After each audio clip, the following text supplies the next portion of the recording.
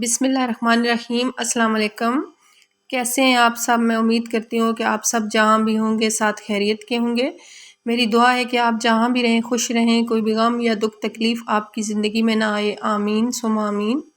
اسی کے ساتھ ہی آج کی ویڈیو شروع کرتے ہیں۔ آج میں آپ کے ساتھ جو ریسپی شیئر کر رہی ہوں وہ ہے کریلے گوشت کی ریسپی۔ تو ادھر ہم نے ایک کڑھائی لے لی ہے، اس میں نے 1 کپ آئل ڈال دیا ہے، اور ادھر ہمارے پاس ہے جی 1 کلو کریلے جنہیں کٹ کر کے رکھا ہوا تھا۔ اب ہم اس میں کریلے ایڈ کر دیں گے، اور کریلوں کو ہم نے کٹ کرنے کے بعد 1 گھنٹہ نمک لگا کے رکھ دیا تھا، اور اس کے بعد ہم نے اس کو اچھے سے واش کر لیا ہے 4-5 دفعہ۔ واش کرنے کے بعد پھر اس کا پانی ہاتھ کی مدد سے اچھے سے ہم نے ڈرین کر لیا ہے، اور اب ہم نے اس میں کریلے ایڈ کر دیے ہیں، اور اب ہم اس کو لائٹ براؤن ہونے تک پکائیں گے۔ اور اس بات کا خیال رکھنا ہے کہ آنچ جو ہے وہ بالکل لو کرنی ہے، لو فلیم پہ ہم نے ان کو پکانا ہے، ورنہ یہ کریلے جو ہوتے ہیں وہ جل جاتے ہیں اور ان کا ٹیسٹ بھی بالکل کڑوا ہو جاتا ہے۔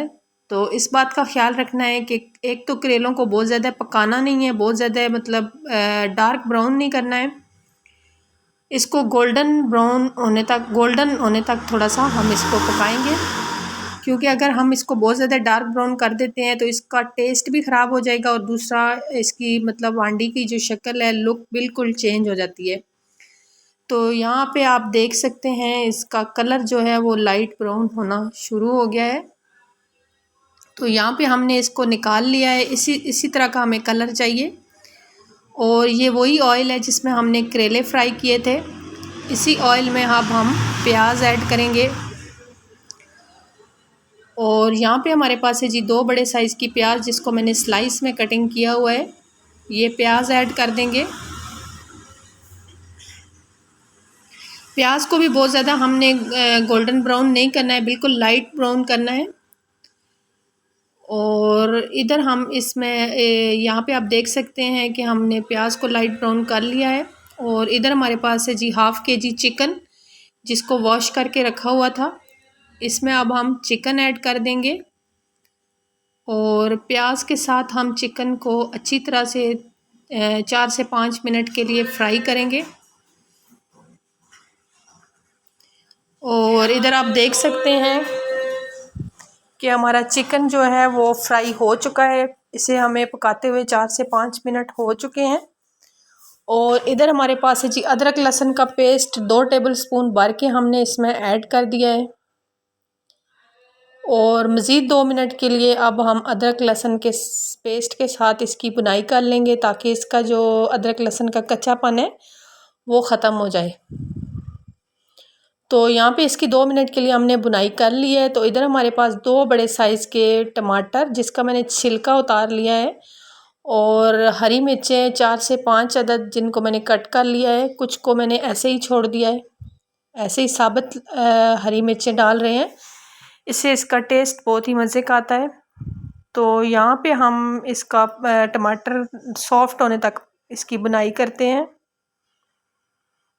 اور ادھر آپ دیکھ سکتے ہیں کہ ہمارے ٹماٹر کافی حد تک سافٹ ہو چکے ہیں۔ تو اب ہم اس میں ڈرائی مسالے ایڈ کریں گے، اور اس میں ہمارے پاس ہے جی نمک، مرچ، ہلدی اور خشک دھنیا پاؤڈر کٹا ہوا، یہ آپ اپنے ٹیسٹ کے اکارڈنگ شامل کر سکتے ہیں، اور کم یا زیادہ کر سکتے ہیں۔ تو یہاں پہ آپ دیکھ سکتے ہیں کہ ہم ان مسالوں کے ساتھ اس کی کر رہے ہیں اچھے سے بنائی، اور اس سٹیج پہ آگے ہم نے بہت اچھے سے اس کی بنائی کرنی ہے۔ تو یہاں پہ ہم نے اس کی بنائی کرنا سٹارٹ کر دیا ہے، دیکھ سکتے ہیں آپ کو اس کے کلر سے کہ یہ اچھے سے اس کی بنائی ہو رہی ہے، اور ابھی ماشاءاللہ سے اس کو 5 سے 7 منٹ ہو گئے ہیں اس کی بنائی کرتے ہوئے۔ تو یہاں پہ ہمارا چکن جو ہے نا وہ ماشاءاللہ سے اچھے سے بن چکا ہے، اور اس کی شکل سے بھی آئیڈیا ہو رہا ہے کہ یہ اچھے سے پک چکا ہے۔ تو ابھی ہمارے پاس جو فرائی کیے ہوئے کریلے تھے وہ اب ہم اس میں ایڈ کر دیں گے، اور کریلے ایڈ کرنے کے بعد اب ہم اس کو کر لیتے ہیں اچھے سے مکس،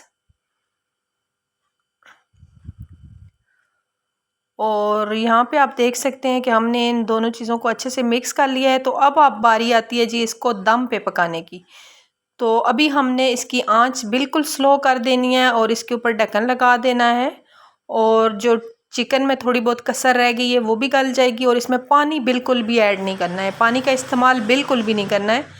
اب ہم نے اس کا ڈھکن لگا دیا اور اس کو مزید پکاتے ہیں ہلکی آنچ پہ.